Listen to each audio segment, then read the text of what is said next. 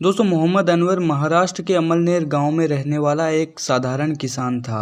ये चार भाई थे। 1980 में इनके पिता एक्सपायर हो जाते हैं, जिसके बाद चारों भाई ये डिसाइड करते हैं कि ये अपने खेत को बेच देंगे और 80,000 में ये अपने खेत को बेच देते हैं। चार भाई मिलकर इस पैसे को बांट लेते हैं। अनवर के पास खेत के 20,000 रुपये आते हैं। अब गाइस अनवर सोचता है कि इस पैसे को कहीं पर इन्वेस्ट कर दिया जाए। तभी वो मुंबई से आए एक स्टॉक ब्रोकर से मिलता है जिसका नाम सतीश शाह होता है। वो अमलनेर में विप्रो कंपनी के शेयर खरीदने आया था। अब विप्रो के शेयर अमलनेर गांव में कैसे आए? तो जो विप्रो कंपनी है उसे अजीम प्रेम जी के पिता ने 1947 में अमलनेर गांव में शुरू किया था और कई गांव वाले इस कंपनी के लिए काम करते थे और उनमें से कई के पास विप्रो कंपनी के शेयर भी थे। तो इन्हीं शेयर्स को खरीदने के लिए सतीश शाह आया था अमलनेर गांव में। तो वहां से अनवर को विप्रो कंपनी के बारे में पता चलता है और वो अपने 10,000 रुपये विप्रो में इन्वेस्ट कर देता है। उस समय विप्रो की शेयर प्राइस 100 रुपए थी और उसे 10,000 के बदले विप्रो के 100 शेयर्स मिले थे। अब गाइज 1981 में विप्रो ने 1:1 का बोनस डिक्लेयर किया, जिसका मतलब है कि उन्हें एक शेयर पर एक और शेयर फ्री में मिलेगा। मतलब कि मान लो 100 रुपए का एक शेयर है और कंपनी ने एक शेयर पर एक फ्री दिया है,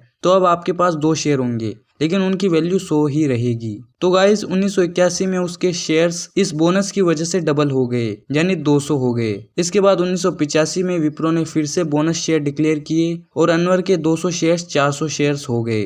इसके बाद 1986 में कंपनी ने शेयर्स को स्प्लिट कर दिया 10 रुपए के हिसाब से, तो 400 के 4,000 शेयर्स हो गए। और इस तरीके से आप देख सकते हैं कंपनी ने कई सारे शेयर्स डिक्लेयर किए और शेयर्स को स्प्लिट किया और ऐसा करते करते 2022 में ये शेयर्स 2,56,00,000 हो चुके हैं और विप्रो की एक शेयर की करंट प्राइस 597 रुपए चल रही है और अनवर के 10,000 रुपए आज 1,528 करोड़ रुपए बन चुके हैं। और गाइस इसी चीज को पावर ऑफ कंपाउंडिंग कहते हैं। गाइस अनवर को हर साल 32.87% का सालाना ग्रोथ रेट मिला है कंपाउंडेड, जिसने सिर्फ 10,000 रुपए को 1,500 करोड़ कर दिया है और इसमें हमने अभी तक डिविडेंड को नहीं काउंट किया है। इसी साल उसे डिविडेंड मिला था 2,56,00,000 रुपए का। दोस्तों अगर आप 15 से 20 साल मेहनत करते हो, जितना ज्यादा हो सके उसे इन्वेस्ट करते हो और इस तरीके से आप 20 साल में 1 करोड़ रुपए कमाते हो, लेकिन आपका दूसरा करोड़ कमाने में आपको सिर्फ 5 साल लगेंगे और उसके अगले 5 साल में वो 4 करोड़ बन जाएंगे, वो भी आपके बिना काम किए। यही है पावर ऑफ कंपाउंडिंग, जो किसी स्कूल में नहीं सिखाया जाता।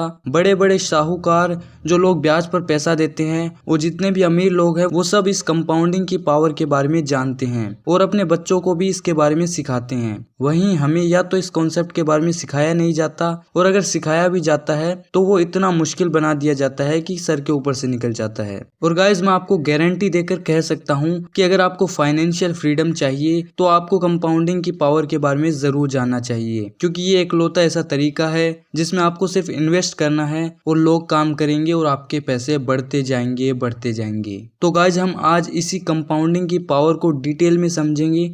शुरू करने से पहले आपको बता दूं, अगर आपने चैनल को सब्सक्राइब नहीं किया तो सब्सक्राइब करके बेल आइकन को जरूर दबा दें। गाइस कंपाउंडिंग का सिंपल शब्दों में मतलब होता है पैसों से पैसा कमाना। मान लीजिए कि आपके पास 1 लाख रुपए है और आप उसकी एफडी करवा देते हो और बैंक आपको 7% इंटरेस्ट देता है 1 लाख पर। मतलब 1 साल में आपके लाख रुपए 7,000 कमाएंगे और फिर उसके अगले साल जो 7,000 थे उस पर भी आपको 7% का इंटरेस्ट मिलेगा। इस तरीके से आप पैसों से पैसा कमाओगे और फिर उन पैसों से भी पैसा कमाओगे। इसी को कहते हैं कंपाउंडिंग। लेकिन 7% कोई बहुत अच्छा इंटरेस्ट रेट नहीं है और कैसे कुछ परसेंट के डिफरेंस से पैसों में जमीन आसमान का अंतर आ जाता है, ये भी मैं आपको एग्जांपल से आगे समझाऊंगा। अब गाइस सिंपल एग्जांपल से इसे और डिटेल में समझते हैं। गाइस अगर आपको कोई बोले मैं तुम्हें डेली 1 करोड़ रुपए दूंगा 31 दिन के लिए, या फिर मैं तुम्हें 1 रुपया दूंगा लेकिन हर दिन वो डबल होता जाएगा, तो आप क्या चुनोगे? अगर आप डेली 1 करोड़ रुपए लेते हो तो 31 दिन के बाद आपके हाथ में आएंगे 31 करोड़ रुपए। और वहीं अगर आप डेली 1 रुपये लेते हो और वो हर दिन डबल होता है तो 31 दिन बाद आपके हाथ में होंगे 107 करोड़ 37 लाख रुपए। अब ये कैसे हुआ? दोस्तों पहले दिन ये 1 रुपये था, दूसरे दिन ये 2 रुपये हो गए, तीसरे दिन ये 4 रुपये हो गए, 20वें दिन तक आते आते ये 5,24,000 तक आ जाते हैं। और गाइस आप देख सकते हैं असलियत में जो ग्रोथ पैसे की हुई है वो बहुत लास्ट में जाकर हुई है, क्योंकि 29वें दिन तक ये पैसे सिर्फ 26 करोड़ हुए थे और लास्ट 3 दिनों में इनकी ग्रोथ एक्सपोनेंशियल हुई है। हर दिन पैसा डबल होना यानी हर दिन 100% का रिटर्न लाना तो इम्पॉसिबल है, लेकिन आपको इतनी रिटर्न्स चाहिए भी नहीं। आपको सिर्फ साल का 15 से 20% रिटर्न लाना है और कंपाउंडिंग के मैजिक को देखना है। और स्टॉक मार्केट से ये रिटर्न लाना बहुत ज़्यादा हार्ड भी नहीं है। लॉन्ग टर्म में इंडेक्स फंड आपको ये रिटर्न्स आसानी से दे सकता है। गाइज अब कंपाउंडिंग को एक रियल लाइफ एग्जांपल से समझते हैं। मान लीजिए दो इंसान हैं, एक का नाम है राहुल, दूसरे का नाम है रमेश। ये दोनों लोग 1 लाख रुपए इन्वेस्ट करते हैं, जहां इन्हें हर साल 15% का कंपाउंड रिटर्न मिलता है। अब अगले साल इस रिटर्न से उनके पैसे हो जाते हैं 1,15,000 दोनों के, जिसमें से रमेश 15,000 खर्च कर देता है, लेकिन राहुल इन्वेस्टेड रहता है। अब दूसरे साल रमेश को और 15,000 इंटरेस्ट मिलता है, लेकिन राहुल को दूसरे साल 17,250 रुपए का इंटरेस्ट मिलता है, क्योंकि उसके 15,000 पर भी उसे 15% का रिटर्न मिलता है। अब रमेश हर साल पैसों को खर्च करता है, जबकि राहुल एक भी पैसा नहीं निकालता है। रमेश राहुल पर हंसता है कि इससे तुम कौन सा अमीर बन जाओगे, लेकिन राहुल को कंपाउंडिंग की पावर के बारे में पता था, इसलिए वो चुप रहता है। अब इस तरह से 10 साल बीत जाते हैं। रमेश को आज भी 15,000 का इंटरेस्ट मिलता है, लेकिन राहुल को अब हर साल 52,000 रुपए का इंटरेस्ट मिलता है और राहुल का टोटल बैलेंस हो चुका है 4 लाख रुपए। अब गाइज अगर राहुल 15 साल तक ये करता रहे तो उसका टोटल बैलेंस हो जाएगा 8 लाख रुपए और 16वें साल उसे 1,22,000 का इंटरेस्ट मिलेगा। अब गाइज 15 साल बाद राहुल के 1 लाख रुपए उसे हर साल 1 लाख से ऊपर कमा के दे रहे हैं। यही है पावर ऑफ कंपाउंडिंग। अब गाइज आपको कितने % का इंटरेस्ट मिलता है ये बहुत मायने रखता है, जिसे मैं एक एग्जाम्पल से समझाता हूँ। मान लो राम और श्याम नाम के 2 लोग हैं। दोनों ने बहुत मेहनत करके 10-10 लाख रुपए कमाए हैं। अब श्याम 5 लाख को एक FD में डाल देता है और दूसरे 5 लाख को गोल्ड में इन्वेस्ट कर देता है। FD में उसे 7% का इंटरेस्ट मिलता है, वहीं गोल्ड में पिछले 20 सालों का इंटरेस्ट 9.4% रहा है, जिसे हम मोटा मोटा 9% पकड़ लेते हैं। वहीं राम अपने सारे 10 लाख रुपए एक इंडेक्स फंड में डाल देता है, जो उसे लॉन्ग टर्म में 15% का सालाना कंपाउंडेड रिटर्न देता है।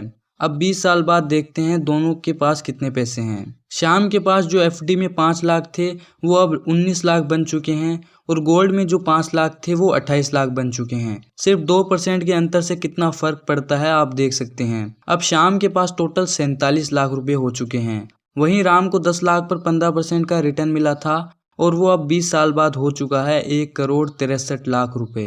गाइज अब आप समझ चुके होंगे कि 1-2% से कितना फर्क पड़ता है। अब गाइज हम कंपाउंडिंग के कंपोनेंट्स को समझते हैं।